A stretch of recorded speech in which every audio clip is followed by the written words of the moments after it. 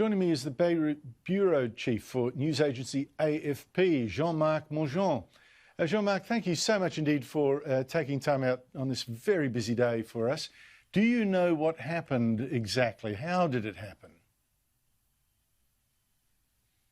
Hello, Andrew.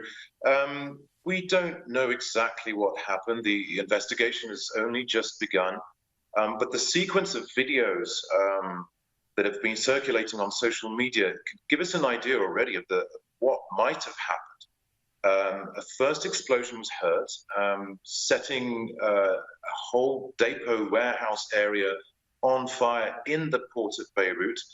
And then a much larger, minutes later, much larger explosion went off.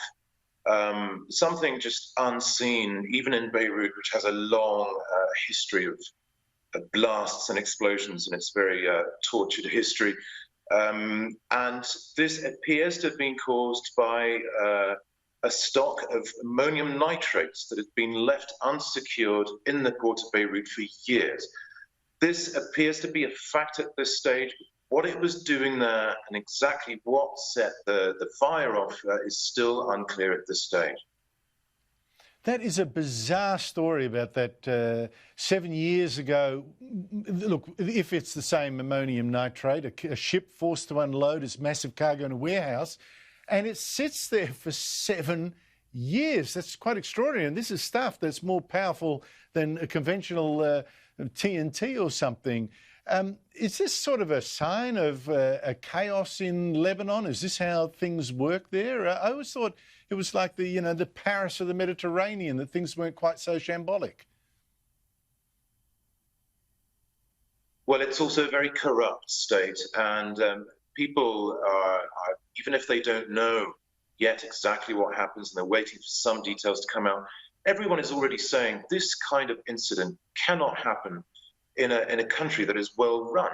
It can only happen in a country where corruption and incompetence are basically the main attributes of the government. And so there's a lot of anger. There are clearly a lot of procedures that haven't been followed by the customs and the port authorities.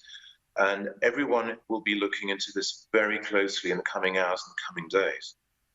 But this feeds into something that you've been covering for a while now, the unrest and the upset among ordinary people with the government. There's been protests and all this kind of stuff. How is the reaction been now that you've got this as well, this major, well, catastrophe, really?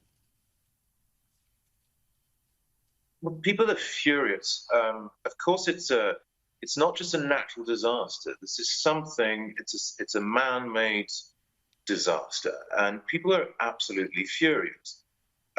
They are saying that this is the price to pay for corruption. This is the way people think about this incident now.